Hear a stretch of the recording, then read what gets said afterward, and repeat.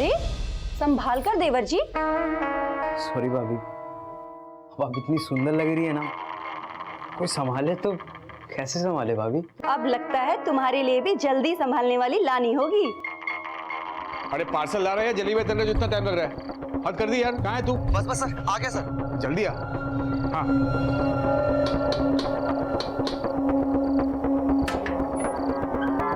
ये लगाता है। Thank you.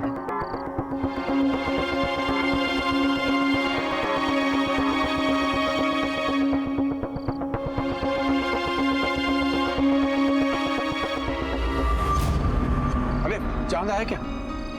चांद तो कब का आ गया, मैं तो अपने चांद का इंतजार कर रही थी। हाँ ठीक है, तुम जल्दी करो, मुझे बाहर जाना है। हाँ? जल्दी करो।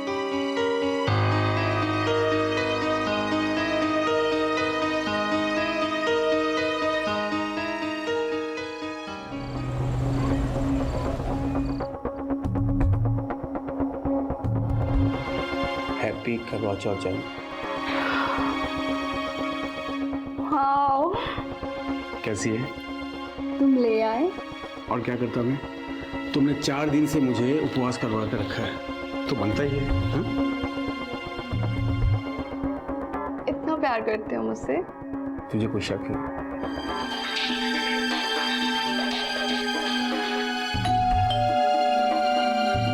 भाई होगा।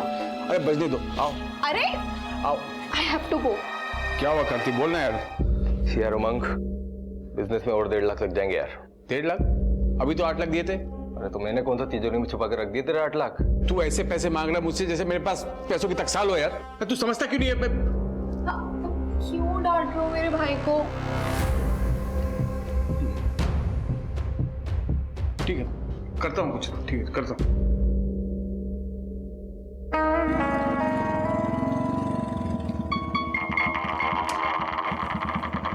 खुशी बेटा, शाम को आता हूँ लेने। हाँ ओके चाचू, बाय बाय बाय।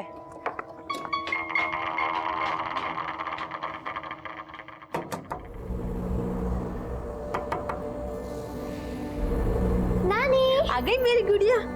मैंने आज तेरे लिए छोले भटूरे बनाए। वाह, छोले भटूरे। चलो चलो चलो।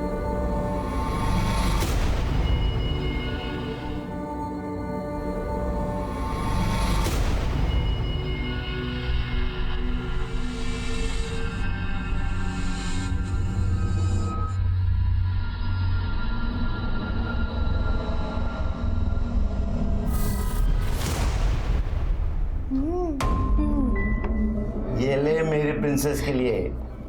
वाह। सबसे पहले अपनी मम्मी को दिखाना, ओके?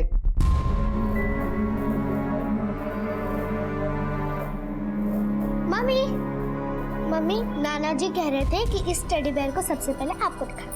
ठीक है बेटा, तू जा।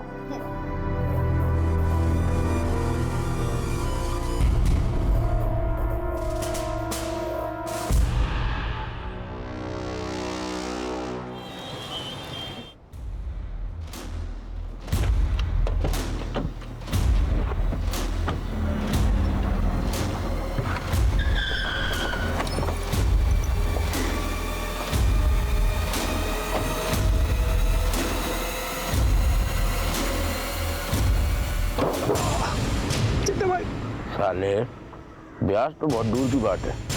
भूल गया तू। काय मारा 15 लाख। चिट्टे भाई, वो पैसों की थोड़ी मैं आपके पैसे दे दूंगा। मुझे थोड़ा टाइम दीजिए। एक हफ्ता से तेरे पास। वरना एक बात याद रखना, चड्डा अगर पैसा देना जानता है तो लेना भी जानता है।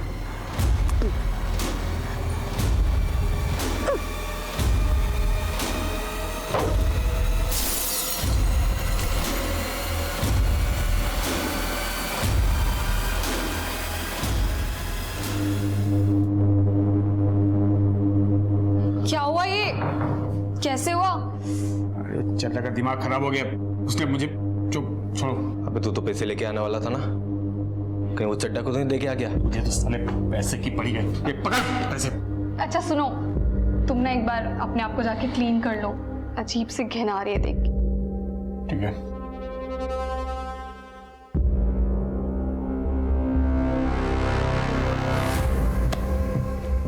बहुत पैसे हैं इसके पास, इसके पास तो खजाना है।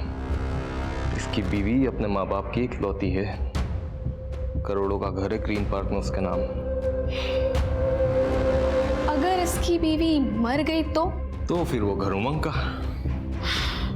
यानी कि मेरा।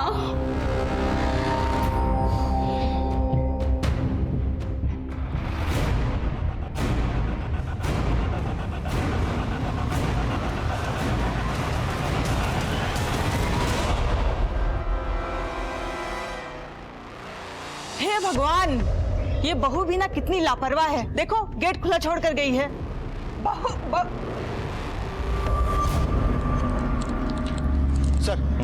सर हॉस्कर्स मार्केट के एटीएम में जो लूट हुई थी उसकी इन्वेस्टिगेशन मैंने पूरी कर ली है। ये रही उसकी report. Excuse me sir. Hello, हाँ ठीक है, हम लोग पहुंच रहे हैं। सर हॉस्कर्स गवर्नमेंट हॉस्पिटल में एक औरत और उसके 2 बच्चों को एडमिट कराया गया है। उन तीनों का गला रेता गया। ये दादी, हम लोग सुबह वॉक पर गए थे। हमारे घर पर हर रोज सुबह डॉक्टर साहब आते हैं इन्हें इंसुलिन का इंजेक्शन देने। और जब हम लोग 8 बजे वहां पहुंचे तो देखा। हे भगवान, ये बहू भी ना कितनी लापरवाह है। देखो गेट खुला छोड़ कर गई है। कितने बजे गए थे वॉक पे? जी मैं 7 बजे गया था, रोज इसी वक्त जाता हूँ। और घर पे और कौन कौन था? ये मेरा बड़ा बेटा उमंग और वो छोटा बेटा गगन। वो सुबह कहीं बाहर गया था, अभी हॉस्पिटल आया है। कहाँ गए थे? सर मैं सुबह जॉगिंग के लिए जाता हूँ। सर मैं इनका फैमिली डॉक्टर हूँ। अच्छा, उमंग तुमने कुछ सुनाई नहीं दिया? नहीं सर। ऐसे कैसे हो सकता है? नीचे 3 लोगों का गला रेता जा रहा था, तुमको कुछ सुनाई नहीं दिया? एक्चुअली बच्चे तो हमेशा शोर करते ही हैं, तो मैंने ध्यान नहीं दिया। जब मम्मी पापा की आवाज़ आई तो मैं नीचे आया सर। कोई बाहर वाला आया था, मतलब कोई चोरी लूटपाट? हमको कुछ समझ ही नहीं आया। जैसे हमने इन सबको देखा, हम मुझे तुरंत लेकर अस्पताल चले आए। गीतिका के घर वालों को खबर की? क्या है सर, हड़बड़ी में फ़ोन करना भूल गया मैं। लेकिन उन्हें इन्फॉर्म तो करना चाहिए था ना। जी मैं अभी करता हूँ। हमें आपके घर पे जाके तहकीकात करनी होगी। डॉक्टर साहब, किसी को होश आए तो सबसे पहले हमें खबर कीजिएगा। भैया आप भाभी के घर वालों को फ़ोन करो, मैं इनके साथ जाता हूँ। जी।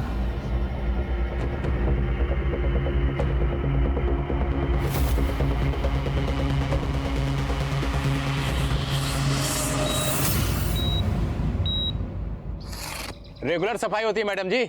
सफाई अगर रोज होती तो गटर इस कदर जाम नहीं होती।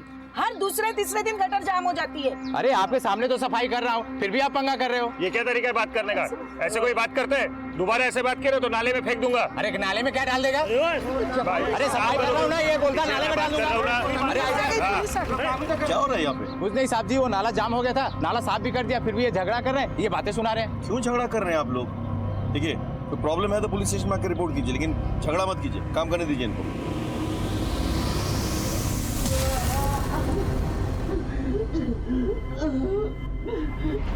Hello control room. सर मुझे बचा लीजिए सर, मैं किसी गटर में हूँ सर। कहाँ पे? मुझे नहीं मालूम सर। क्या नाम है आपका? Hello hello hello.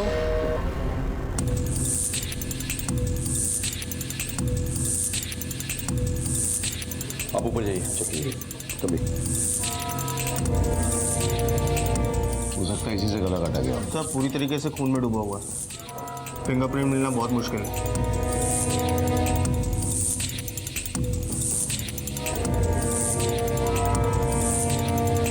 यहाँ तो सब कुछ नॉर्मल लग रहा है, लग ही नहीं रहा कोई स्ट्रगल हुआ हो या कोई चोरी या लूटपाट हुई हो।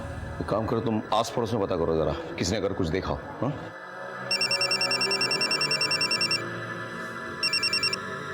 हाँ बोलो। आपके एरिया के गटर में कोई आदमी फंस गया है और उसने अभी कंट्रोल रूम में फोन करके बताया। हमने लोकेशन ट्रेस करने की कोशिश की, लेकिन तब तक फोन कट गया।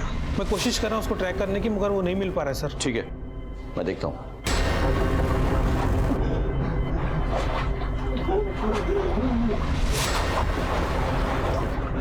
पड़ोस में से बहुत आवाज आ रही थी, हम घबरा के गए तो देखा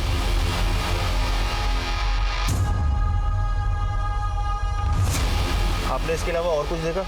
हाँ, गीतिका है ना, उसका देवर गगन, उसे भागते हुए देखा था। किस वक्त हुआ था ये सब? सर मैंने 7:55 पर घर से चिल्लाने की आवाज़ सुनी थी। 7:55। टाइम के बारे में इतना श्योर कैसे हो? वो सर मैं फिटनेस बैंड पहनता हूँ ना, एक्सरसाइज कर रहा था। सुबह इन उमंग सर के घर से ही गुजर रहा था तो मैंने चिल्लाने की आवाज़ सुनी थी। क्या हुआ मामा? गीतिका? हो सकता है कि सर। कोई क्लू मिल जाए। सर आस पड़ोस वाले आवाज़ सुन के बाहर आए थे, लेकिन एक औरत का कहना है कि उसने गगन को निकलते हुए देखा था और गगन काफ़ी डरा हुआ था। क्या ये सच है? सर कसम से मैं झूठ नहीं बोल रहा हूँ सर मैं सुबह जॉगिंग के लिए निकला था। वो औरत को शायद धोखा हुआ होगा सर। हाँ, हो सकता है कि उस औरत को धोखा हुआ हो, लेकिन पुलिस को धोखा देना नामुमकिन है। भैया कंट्रोल रूम से फोन आया था, कह रहे थे कि हमारे एरिया में किसी गटर में कोई आदमी फंस गया है। सर गटर में? हाँ, हो सकता है मैनुअल खुला हो इसलिए कोई गिर गया हो, लेकिन फिर भी टॉक्सिक गैसेस होते हैं, पॉइजनस गैसेस होते हैं, कुछ भी हो सकता है। Hope is okay. मगज तो पता करो, पूरा एरिया चेक करवाओ। हाँ चल तो भी भैया इस लड़के पे नजर रखो और इसके कॉल रिकॉर्ड्स निकाल दो। Okay sir.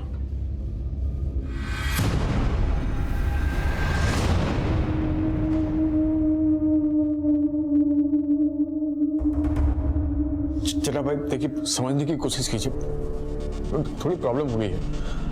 नहीं मैं करता हूँ, मैं कुछ ना कुछ करता हूँ। क्या हो गया ये मेरे बच्चों के साथ? हौसला रख, सब ठीक हो जाएगा।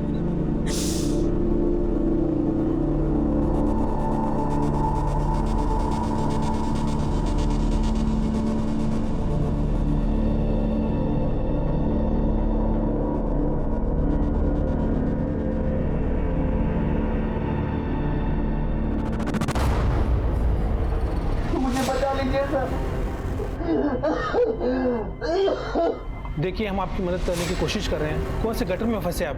मुझे नहीं पता मैं कहाँ हूँ सर। कुछ नंबर होगा, देखिए सीवरेज के ढक्कन में कुछ नंबर होगा, देखिए।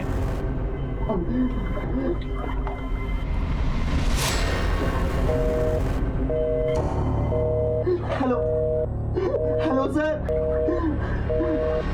रिपोर्ट फाइल हो गई सर। जी सर। सर गीतिका के घर वालों को गीतिका और उसके बच्चों पर जो हमला हुआ था, उस हमले पर किसी के ऊपर कोई शक नहीं है। सर हमने गीतिका के घर के आसपास भी पूछताछ की। सर गीतिका का कोई भी एक्स्ट्रा मैरिटल अफेयर नहीं है जो कि शक पैदा करे। सर जो आदमी गटर में फंसा है उसके बारे में फ़ोन कंपनी से पता किया।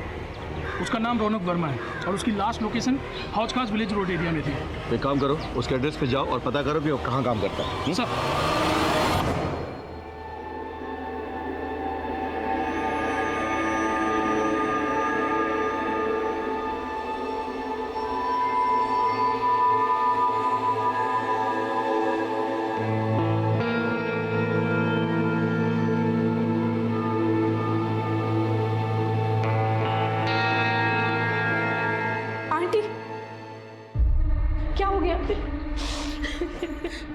सब ठीक हो जाएगा, प्लीज ऐसे हिम्मत मत हारिए। बहन जी हिम्मत रखिए।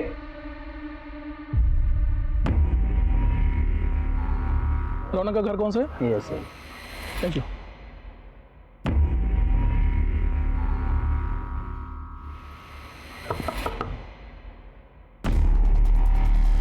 अच्छा रौनक यहीं रहता है? यहीं रहता है साहब, लेकिन अभी तो घर पे नहीं है वो। जानता हूँ। वैसे कहाँ गया वो सिटकाट में काम करता है, वहीं गया साहब। सुबह 6:30 बजे घर से निकला है, अभी तक तो आया नहीं। इससे बात क्या है साहब? देखिए उसने सुबह हमें फ़ोन किया था, किसी सीवरेज में फंसा हुआ है शायद। पर कैसे साहब? देखिए आप परेशान ना हो, हम उसे जल्दी ढूंढ निकालेंगे।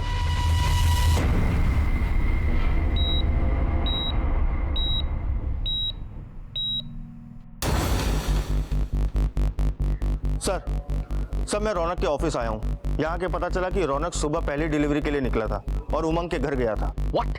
जी सर कहीं ऐसा तो नहीं कि ये मर्डर रौनक ने ही किया हो और पकड़े जाने के डर से सीवरेज में जाके छुप गया हो? लेकिन रौनक गटर जैसी जगह में क्यों छुपेगा? हाँ, एक बात बताओ, रौनक के साथ कोई और गया था डिलीवरी के लिए? जी सर उसका दोस्त था विनोद, लेकिन उसका फोन स्विच ऑफ जा रहा है और रौनक का भी फोन नहीं लग रहा। विनोद का एड्रेस पता करो ऑफिस से और उसके घर पे जाओ, उठा के ले आओ। Okay sir.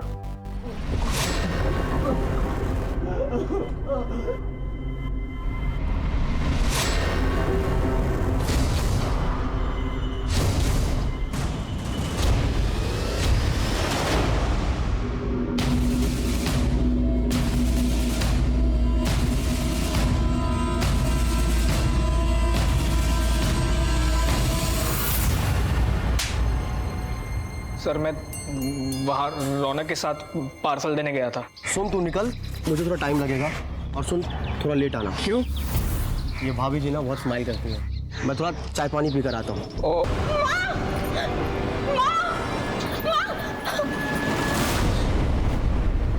आपने पुलिस में कंप्लेन क्यों नहीं की? मैं क्या शिकायत करती सर, लोगों को तो हमेशा से लगता है कि औरतें ही गलत होती हैं और मेरी गलती थी। मैं उससे हंस हंस कर बात कर लिया करती थी, उसे चाय पानी पूछ लिया करती थी, मगर वो तो, इसलिए मैंने उसकी कंपनी एसपी के जोन में कंप्लेन कर दी।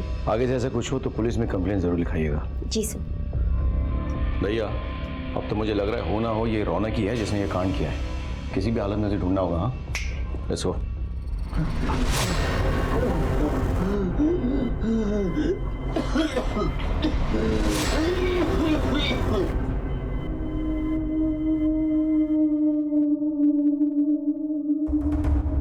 हाँ वकील साहब, मुझे अपना घर बेचना है। मैं अपने बच्चों के इलाज के लिए कुछ भी करने के लिए तैयार हूं। मैं इन्हें बड़े हॉस्पिटल में ले जाऊंगा।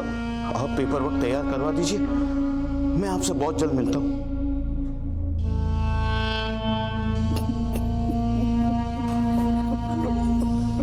अंकल सब ठीक हो जाएगा, प्लीज हिम्मत मत हारिए। इसी एरिया से फ़ोन आया था। यहाँ लगभग 40 मैन होल्स हैं, इसमें से किसी के अंदर भी हो सकता है वो। ठीक है साहब, हम पूरी कोशिश करेंगे। सर क्या अपडेट है सोलंकी? अभी तक तो कुछ नहीं मिला सर, हम पूरी कोशिश कर रहे हैं। सोलंकी कोशिश नहीं, रिजल्ट्स चाहिए। डीएमसी से कह के लोग बढ़वाओ। रौनक का मिलना बहुत जरूरी है, हमारे लिए भी उसके लिए भी। Come on sir. चलो।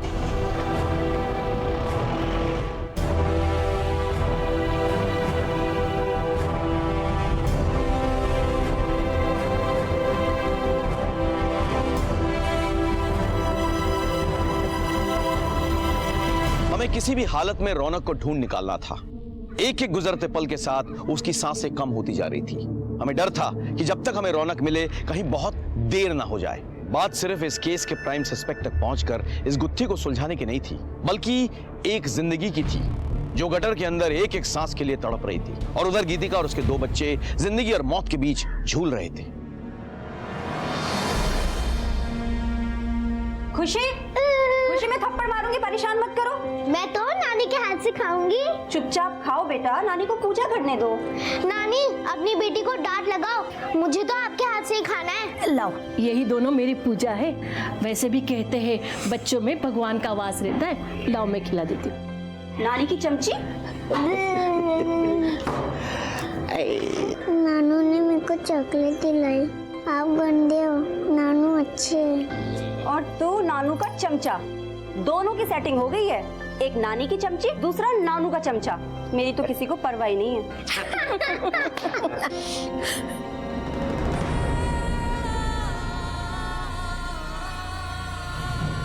नहीं, तू अपने जाप मत रो।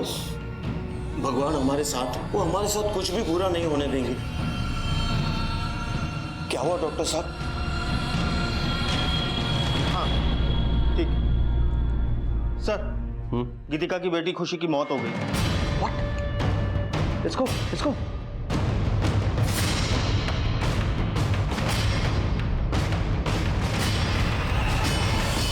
अरे भाई साहब, मेरी खुशी को मारा ना भाई साहब। भाई साहब क्या कर रहा है? क्या हो क्या रही है? मुझे इसे बहुत ही पहले जान से मार डालना चाहिए था। ये मेरी बेटी को जानवरों की तरह मारता था, बार बार उसे पैसे लेने हमारे घर भेजता था। क्या? ये क्या कर रहे हो? क्या?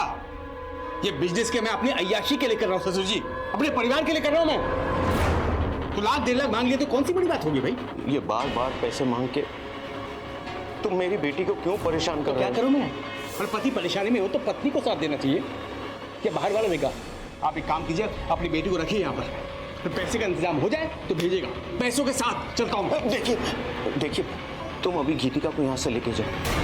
मेरी बीवी को पता चलेगा तो उसे बहुत बुरा लगेगा। देखिए मैं कल पैसों का इंतजाम कर दूंगा, लेकिन ये अब आखिरी बार है। अब इससे ज्यादा मैं आपको पैसे नहीं दे पाऊंगा। ठीक है, ले जाता हूँ। ठीक है, चलो चल, पैसे हाँ जल्दी। मैं पैसों की लेन देन की बात अपनी पत्नी से भी नहीं करता था, क्योंकि मैं नहीं चाहता था कि इसे ये लगे कि मैंने किस घटिया आदमी के घर अपनी बेटी की शादी कराई है। मैं सोचता था कि सब ठीक हो जाए, लेकिन ये बार बार पैसों के लिए मेरी बच्ची को पीटता था और आगे मैंने उसे पैसे देने से इनकार कर दिए तो इसने मेरी बेटी के साथ सर कुछ नहीं है सर। पंकज, अरे सर मेरी बात का यकीन कीजिए, देखिए ऐसा कुछ नहीं है। मैंने अपनी बेटी और बीवी को नहीं मारा सर।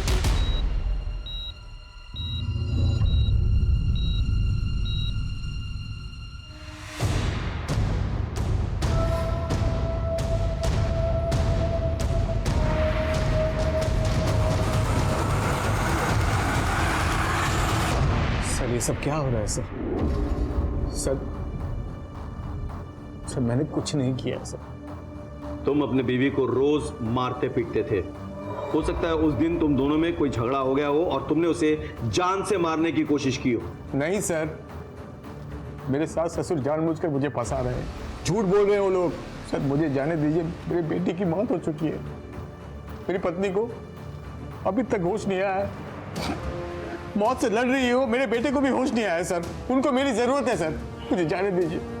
मेरी बेटी का अंतिम संस्कार मेरे अलावा कोई नहीं कर सकता। ठीक है, चलो। थैंक यू भैया। सर इस पे नजर रखो, मुझे इसके सारे डिटेल चाहिए।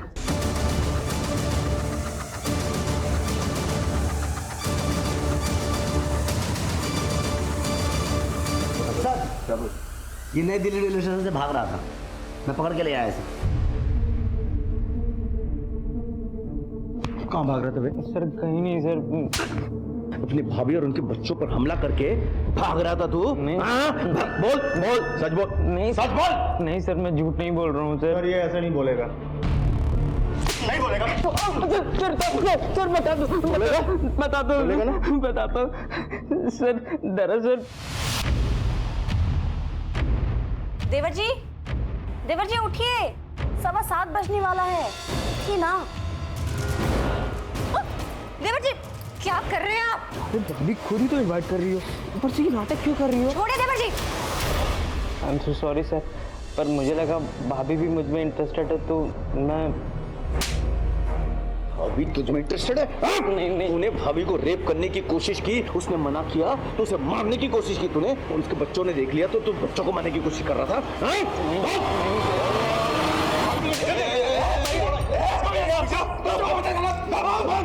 तुमने अपने बच्चे के अंतिम संस्कार की बात की, मैंने तुम्हें जाने दिया।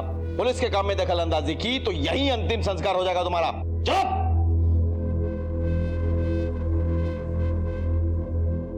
गगन एक प्राइम सस्पेक्ट बनकर हमारे सामने आया था, क्योंकि उसने ना सिर्फ हमसे झूठ बोला था, बल्कि उसने उस दिन गीतिका के साथ जबरदस्ती करने की कोशिश भी की थी।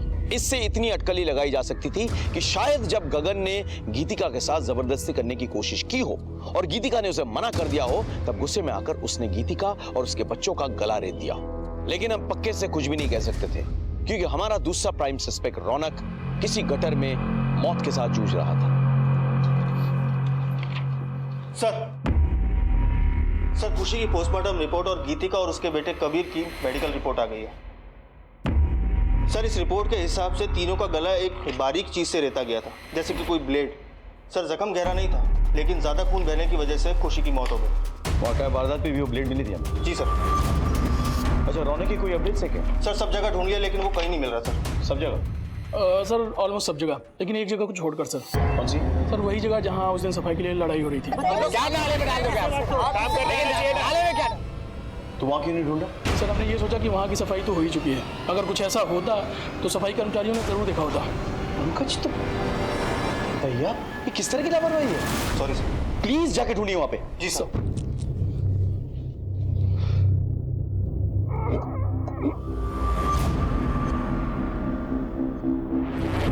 ये रहा सर।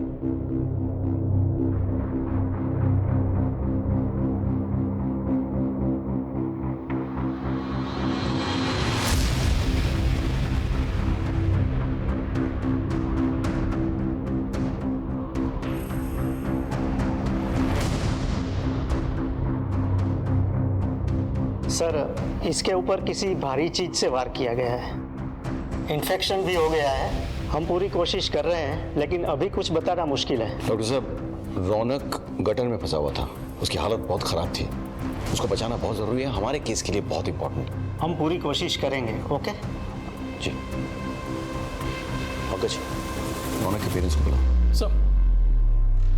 भैया एक बात समझ में नहीं आ रही। देखो इस केस में हमारे पास 2 सस्पेक्ट्स हैं। एक गीतिका का हस्बैंड उमंग, जिसके बारे में सास ससुर ने कंप्लेन किया है, और गीतिका का देवर गगन, जिसकी बुरी नजर थी उस पर। अब अगर रौनक का भी इस केस से कोई रिश्ता है तो फिर वो गटर में कैसे पहुंचा और उसको वहां किसने पहुंचाया? सर हो सकता है उमंग और गगन इस केस में इन्वॉल्व ही ना हो और इस पूरी वारदात को रौनक ने अंजाम दिया हो। अगर ऐसा है तो फिर रौनक गटर में कैसे पाया गया और उसकी ये हालत किस